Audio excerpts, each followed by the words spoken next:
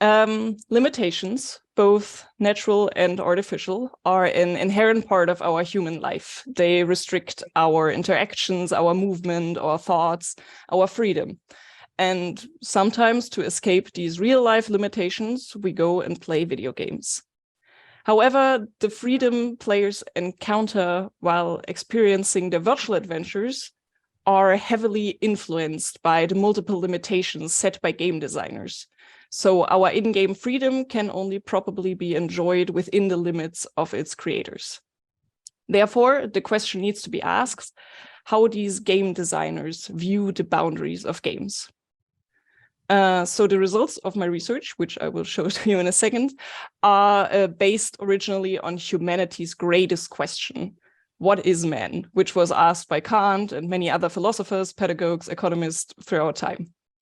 However, when I tried to approach this question through the lens of video games, it became apparent to me that there is a lot of research focusing on players, why they play, how they play, but there's very little research that focuses game designers. The people who are behind the curtain, whose worldview and image of humanity supposedly shapes the world players get to experience. So to fill this research gap, I wanted to answer the question on how university students who want to work in game design express themselves regarding their image of humanity based on selected topics. The final research was comprised of 6 different subject areas, but right now only one of them is important, and that is the boundaries that they perceived.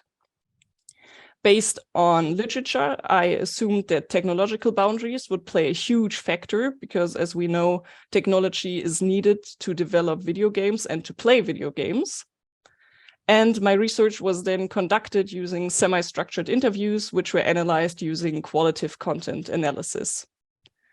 So for the results, I identified 3 super categories, which were technological boundaries, further boundaries, and the overcoming of boundaries, which each included at least 3 subcategories, some of which were only mentioned by single interview partners, others were mentioned by all of them. And I'm just going to focus on the most important ones, which were mentioned by multiple people.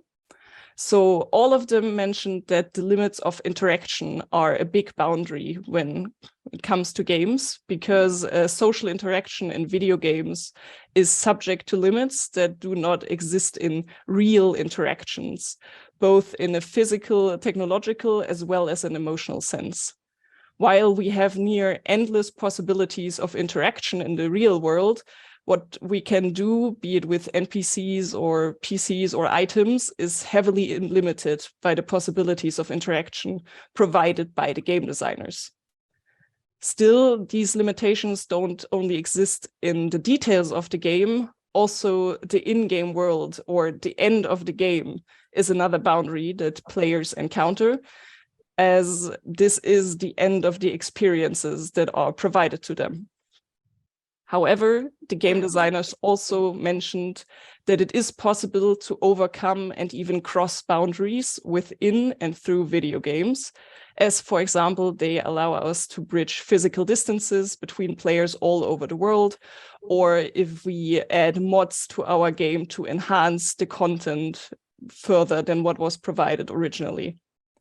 Contrary to the assumptions made on literature, technological boundaries were almost not mentioned at all.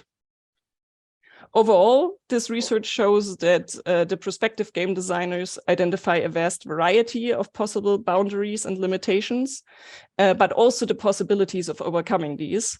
And most important for them were aspects of communication and interaction. Something that I found was very interesting is that all of them differentiated between the aspects of the real world and the virtual world, saying that relationships and interactions we have in one or the other can never be the same. All in all, those are just some very small insights into the boundaries of games as perceived by prospective game designers. And there definitely needs to be more research, especially with bigger and more versatile sample. But I think it is a good first step into understanding what the people behind the curtain think about the games they are developing. Thank you.